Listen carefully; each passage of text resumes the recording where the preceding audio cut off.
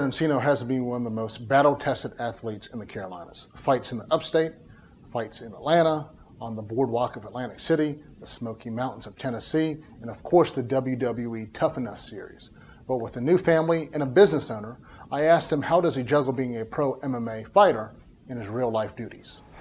It's pretty difficult. I'm a small business owner myself. I own a successful tree and crane company, so juggling that on top of I got 2 little girls and a wife, and then my MMA career, it comes down to pretty strict planning. I got to be consistent with my scheduling and set aside time for each thing. And with the support of my wife helping me do that all, taking care of the family at home, it makes it a lot easier. And I got a great crew to take care of the jobs and stuff for me. So I'm starting to smooth those jobs out where I'm not needed as much on site, so I can take care of the little things to keep the business running and growing.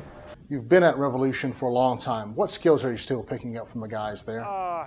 Every skill you need in MMA. I don't like to stop learning. I don't plateau. You're not a master at anything in this world, fighting or world related. So you can always learn something new.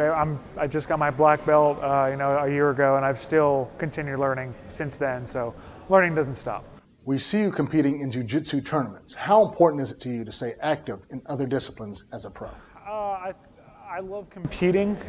I don't fight, for the money. There's not a lot of money in this, even when you make it to the big game. I think it comes out to maybe a couple bucks. I think I actually lost money on my last fight. When you pay for the medicals, the training, and all that, you don't make money. I do this because I truly enjoy competing. I love fighting, and that's why I do what I do. Both Cub and yourself have a strong body of work to look at.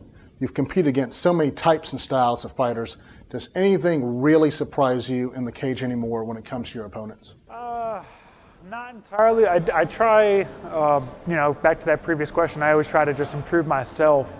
9 times out of 10, if I'm going to lose a fight, it's going to be because of me, mistakes I've made. And I try not to focus a ton on my opponent. I like to know, what they may like, but you're always going to get surprised. And if I've surprised people, my last opponent, he didn't think I was going to strike with him because he was a striker and I outstruck him. So, I like to just focus on myself, get better myself, and compete against myself in that cage.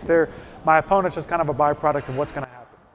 You only had 1 fight in 2022. How many times do you see yourself fighting in 2023? I'm healthy. I've got my business, nailed down to where I'm not needed as much. So I'm really this year able to focus more on my training. I can get my 2-a-days in. I can get consistent training. I can travel a little bit if I need it. So we're looking to just kind of keep our win streak going and hopefully make it to that big show real soon.